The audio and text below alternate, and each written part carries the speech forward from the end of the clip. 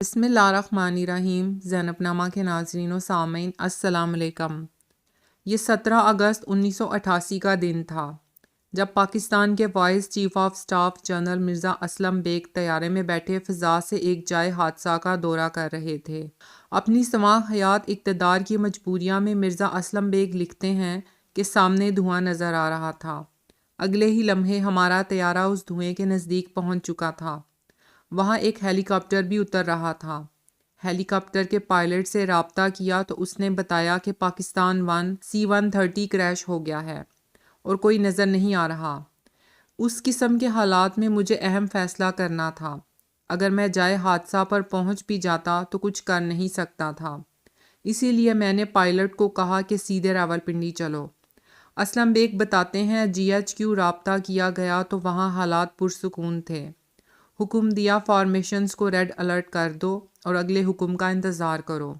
میرے ساتھ جہاز میں بیٹھے ہوئے آفیسرز میری طرف دیکھ رہے تھے اور میں گہری سوچ میں ڈوبا ہوا تھا۔ مجھے فیصلہ کرنا تھا کہ اقتدار اپنے ہاتھ میں لینا ہے یا اسے دینا ہے جس کی امانت ہے۔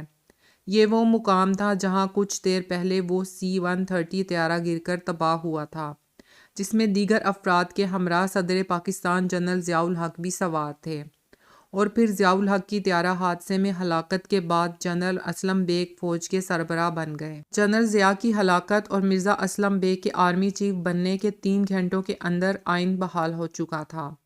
انتقال اقتدار کی کارروائی کا آغاز ہوا جسے 90 دنوں میں مکمل ہونا تھا۔